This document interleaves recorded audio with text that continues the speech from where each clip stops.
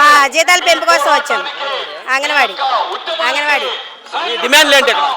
కనీస వేతనం 26,000 ఇవ్వాలి. మేము శ్రామిక మహిళలు మీ కనీస వేతనం అడుగుతున్నాం, గౌరవ వేతనం కాదు మేము అడిగేది. మాకున్నటువంటి ఇబ్బందులను బట్టి, పెంచినటువంటి యాప్లను బట్టి,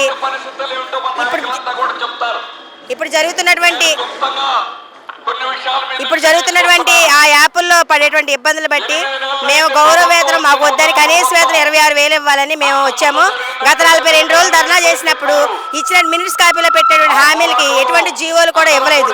జీవోలు ఇచ్చామని ప్రభుత్వం మమ్మల్ని మభ్యపెట్టి పోరాటం చేసినప్పుడు మా వెన్నంటుండి మీరు చేయండి, మీకు అన్ని మీ వెనక మేము ఉంటామని చెప్పినటువంటి ప్రభుత్వం 42 రోజులు చేశాము. 42 రోజులు చేసినటువంటి ప్రభుత్వం అప్పుడు మా వెన్న ప్రతిపక్షంలో ఉన్నటువంటి ప్రభుత్వం మీ వెనకాల మేము ఉంటాం, ధైర్యంగా మీరు చేయండి అని అన్న ప్రభుత్వము ఈ రోజు మాకు ఇచ్చినటువంటి హామీని నెరవేర్చకుండా, మినిట్స్ కాపీలో పెట్టేటువంటి వాటి జీవోలు కూడా ఇవ్వకోకుండా, కనీసం 8 నెలలైనా మా వైపు మొగ్గు చూపుకొని మా అంగన్వాడీలు అంటే నిర్లక్ష్య ధోరణితో ఈవేళ ధర్నా కూడా చేసుకోకుండా మమ్మల్ని ఎక్కడికక్కడే అడ్డుకుంటున్నారు. అయినా సరే పోలీసులు మేము దాటుకొని ఈవేళ ధర్నాకు వచ్చాము. ఆపుతున్నారు. అయినా మాకు కనీస వేతనం 26,000 ఇవ్వాలి.